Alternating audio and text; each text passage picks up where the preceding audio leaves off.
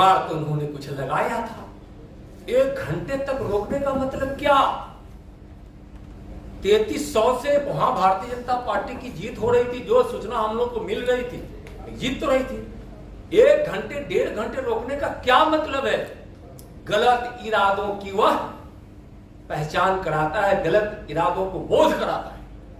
लेकिन जब भारतीय जनता पार्टी कार्यकर्ताओं ने कहा कि अगर यहां अन्याय हुआ तो हम अन्याय नहीं होने देंगे, और नीतीश जी, तेजस्वी जी, आप जो गोपालगंज के रिजल्ट को, जो जनता के आशीर्वाद से विजयी प्राप्त की थी भारतीय जनता पार्टी, उसको जो आप बदलना चाह रहे थे, आगे देखिएगा ऐसी हरकत से बाज आइएगा, नहीं तो जनता ऐसी जवाब देगी कि आपको महंगा पड़ेगा, सोचना पड़ेगा।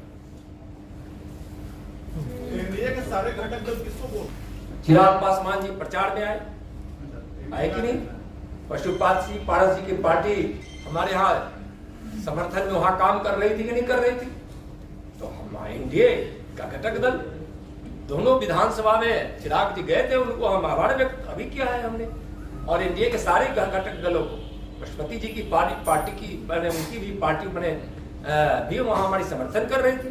वो तो प्रचार में नहीं आए, नहीं, उनके कार्यकर्ता सब लगे थे, कहीं काम की व्यस्तता रही हो। मांझी जी के द्वारा कहा गया और उनके सांसद चंदन जी लगे थे कि नहीं लगे? प्रिंस पासवान भी लगे थे। प्रिंस पासवान लगे थे कि नहीं लगे थे? नहीं, पारस जी के विषय में पूछे इसलिए कर रहे हैं, पार्टी के लगने की तो बात हम कर ही रहे हैं। पारस जी तो दूर रहे ना इस पूरे चुनाव। बैठ के कैंप कर रहे थे, जा रहे थे, तो कैसे करेंगे, कैसे कहेंगे? इसलिए वो ऐसा नहीं है कि नहीं लगे थे, तो हम तो बोले कि उनकी पूरी पार्टी लगी हुई थी, सांसद लगे थे। मांझी जी के द्वारा कहा जा रहा है कि मोकामा में जो भी वोट प्राप्त हुए भाजपा को, चिराग पासवान के बदौलत प्राप्त हुए, नहीं तो वो भी कुछ नहीं। देखिए, मैंने कहा कि बीजेपी और एनडीए का वोट है, उसको तो हम स्वीकार करते ही हैं, लेकिन वहां जीत जो हुई है, सरकारी तंत्र किस प्रकार से आधी सरकार लग गई थी, वहां हमारे बीजेपी के लोगों को प्रचार से भी रोकने का वहां प्रयास किया गया था। चुनाव के दिन देखिए कि बीजेपी के कार्यकर्ताओं की गिरफ्तारी वहां हुई है कि नहीं? पंडारक में हुई है ना, आपको पता है या क्या है?